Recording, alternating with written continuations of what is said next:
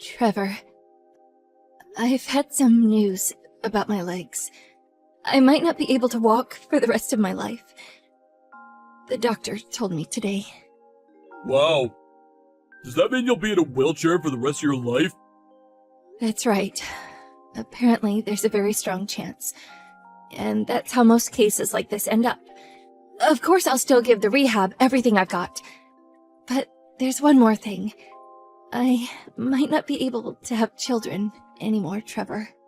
I see. Do you know when you'll be getting discharged? They say it could be at least 2 months, and that's the early estimate. Ugh, Trevor, this doesn't feel real. I can't believe I got hit by someone playing games on their phone while driving. Not just that, but the driver died in the crash. So I can't even take all this frustration and sadness I'm feeling out on anyone. I know it's not his family's fault, and they're probably suffering too. But when I look at my legs, I just want to scream. I understand. But I'm just relieved you're still alive, Clarissa. Thank you.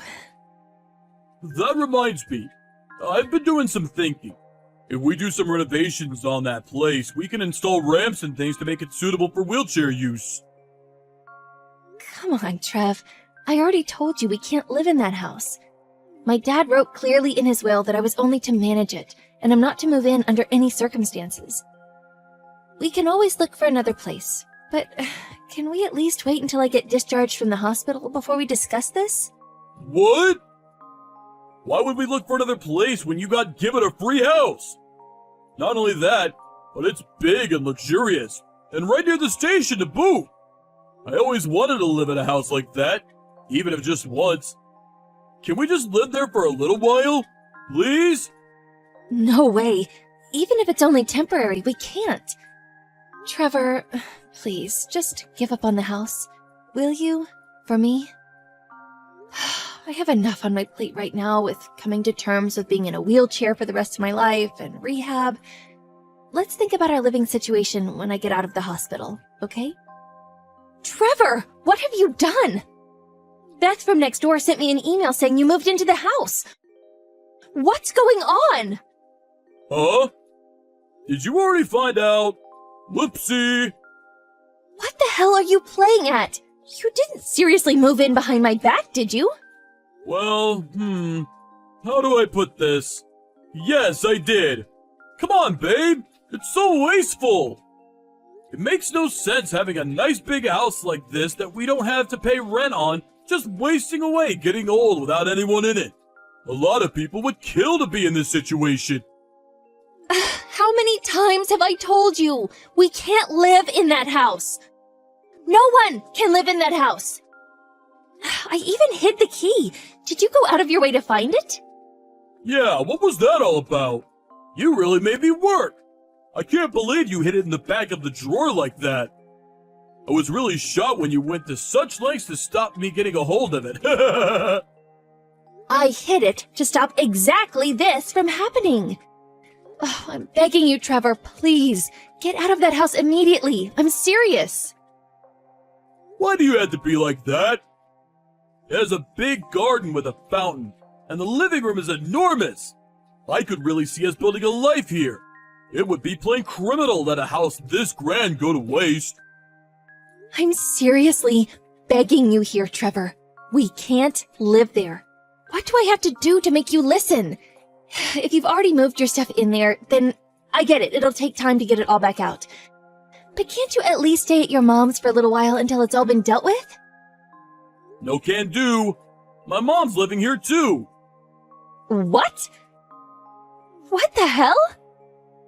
My mom's gonna be living here too. She really likes it. Plus, I feel bad for her having her live all alone in that old apartment of hers. She gets lonely, you know. It would hardly be fair for me to live in a big luxurious house like this while my poor mom slums it out in a cheap apartment. You've left me no choice here, Trevor. I'm calling the police.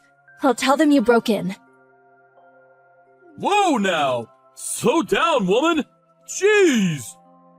Why would you do something so insane? What the hell's gotten into you? God, you're the stingiest person I've ever met. Why the hell are you like this? Actually, I got a pretty good idea. I bet you were plotting to sell the house and keep all the money to yourself, weren't you? What are you talking about? I bet you're surprised I've got you all figured out, huh? I'm a very smart guy, Clarissa, and I can spot a scheming tightwad from a mile away. Your dad's inheritance money, the compensation from the accident, and finally, the money you were planning on pocketing from selling this house. You were gonna hog it all to yourself, weren't you? From your own husband, no less. You need to get your head examined, woman. Hog it all to myself? What are you talking about? Yeah, I did get some inheritance money, but I already put it away in a savings account to help us get by when we retire. But compensation from the accident? I didn't freaking want any compensation, Trevor. All I want is to walk again. I'm in a wheelchair, and all you're harping on about is money, for goodness sake. And I'm the one who needs to get my head examined? You're sick. I had no intention of selling the house in the first place, but you seem to have this idea of me as a kind of scheming money grubber. I talked to my mom, too. She thinks me and you should get a divorce. And you know what? I agree. Huh? We had to address the elephant in the room. You can't have kids, can you? Your womb's more barren than the Sahara Desert, babe. Now, here's the crux of the issue. I like kids. I want some of my own someday. If you can't give me what I want, I think I have pretty solid grounds to divorce you on. Oh my god. You're horrible. Listen, Clarissa, I know you're going through a lot right now, and I feel awful dropping a bomb on you like this. But you're not the only one done hard by this. I've been putting up with an awful lot of crap from you myself. You've never helped me or my family out, despite the fact that your dad made a lot of money in real estate. All while you knew we were struggling financially. Don't you think that's horrible? You're hardly a saint, are you? Then there's your unhealthy obsession with saving money.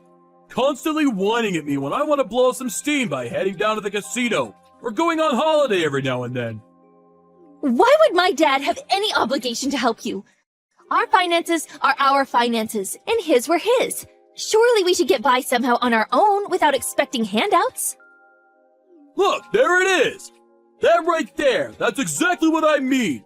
Our standard of living should be a hell of a lot higher than it is right now. What the hell? I don't even recognize you anymore, Trevor. Where did this hateful man come from?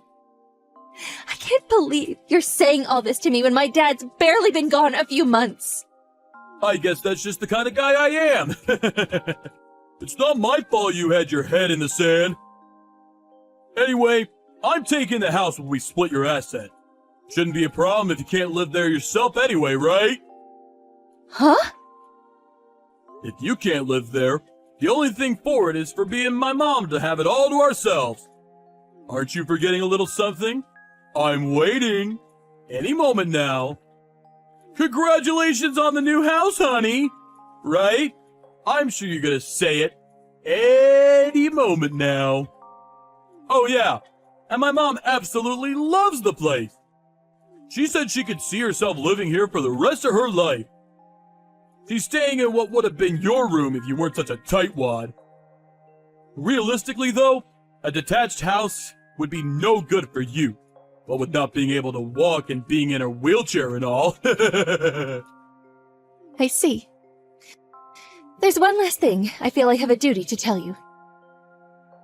I haven't lived in that house once. Huh? You never lived here? Why not? You're lying, right? Why would you lie about something so trivial? Kinda sad. It looks like it's been cleaned recently. Everything is so shiny. Besides, there's furniture too. All I do is clean it once every few months. Want to know why? Because a spirit medium advised me to. It's haunted. Someone was murdered in that house. Murdered? So someone was here? That's right. Cut it out! You really think I'm gonna fall for something like that? You're so transparent! Everything's so clean and well maintained, it looks brand new! There aren't any stains or anything! It doesn't have that kind of atmosphere at all.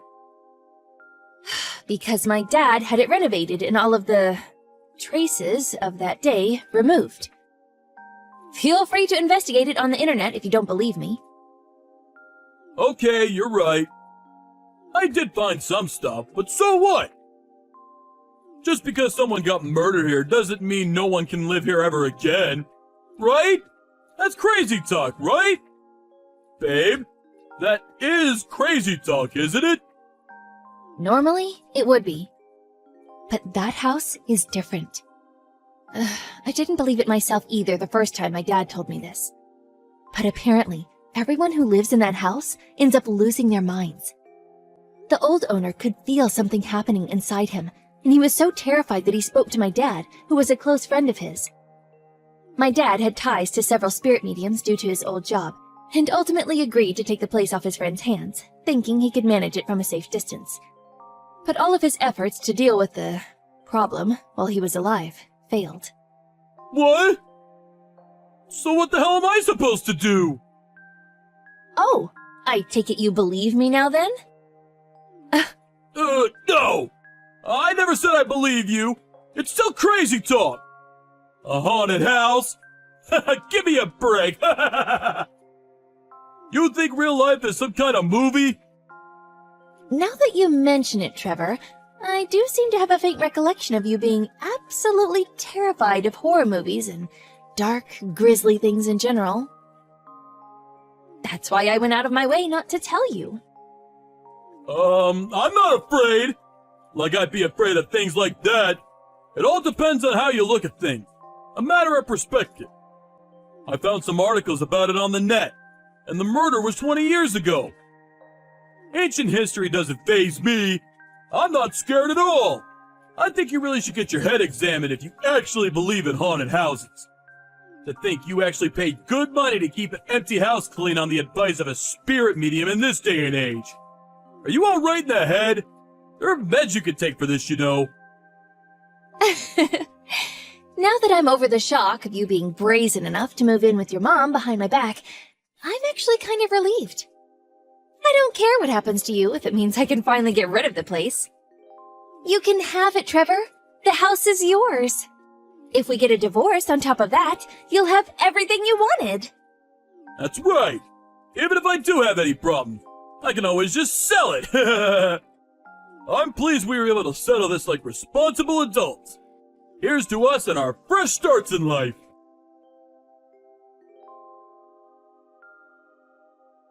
Clarissa? I'm begging you, pick up the phone! Something as strange is happening to my mom! Please! Clarissa! I'm begging you! I told you not to bother contacting me again. I heard you moved your new girlfriend into the house the moment we broke up, too. Why the heck would I want to talk to you? Chances are you were probably cheating on me since before the breakup. You really are despicable. It wasn't like that! I just happened to meet her on the day we divorced, I swear! Anyways, I don't want to talk to you. Would you stop buying new phones to bother me with? I'll talk to the police if you don't cut it out. I mean it. This is harassment. Don't, please! What am I meant to do? You blocked me the moment I messaged you. I had no choice! Why do you think that is? I'm so sorry. I'm so sorry for everything. Please, Clarissa. I'll even pay you compensation. I'll do anything. Please, just help me. I don't know who else to turn to. It's just like you said. You were right about everything. I'm sure you're capable of dealing with it yourself. It's all a matter of perspective after all, right? That's what I thought. But I was wrong. There really is something strange going on in that house. That's what I've been telling you the whole time. Oh, you're impossible. You're the one who moved in behind my back, though. You were dead set on it. You were in love with the place. I already moved out. My mom and girlfriend can't handle all the creepy stuff that keeps happening either. They're moving out soon, too. Wait, what? You left them both there? Just for a few days. You really are the lowest of the low. Just when I thought you couldn't get any worse.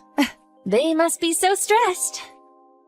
That said, the last time I met your mom, she did call me a sterile good-for-nothing with no future. So I can't say I care too much about what happens to her. I'm begging you! I'll do anything! What should I do? Please tell me! Anything will do! All I want is some advice. I've been through at least 7 spirit mediums I found online by this point, and despite them all being super expensive, it hasn't stopped! That's because most of the ones you'll find on the internet are scammers. Well, introduce me to the ones you know then! The worst thing is that no real estate companies are interested in buying! I've literally contacted every agent in the state, and they all start making excuses as soon as I tell them the address! I don't know what to do! I feel so lost! It was a pretty famous incident. That's why my dad was managing it from a distance, by way of showing respect to the victim. No self-respecting professional would go anywhere near that place, so it's no surprise you're struggling to find a buyer. You're the one who is so desperate to live there. Clean up your own mess. Please, Clarissa! I feel like I'm gonna lose my own mind if this carries on! I can't take much more! You know what I'm talking about, right? You heard about what happened to everyone who lived here, didn't you? Why won't you help me? I'm literally begging you here! Have you no heart? I bet you're involved in this somehow! Sure, we can go with that if you like. I guess that's just the kind of girl I am. Please! Help me! I haven't eaten in days! Clarissa! Pick up the damn phone! You're right. Maybe I am being a little cold. Okay, you win. I'll give you one final message. Congratulations on your new home, honey. You really can have everything to yourself now. They might not all have been things you wanted, though.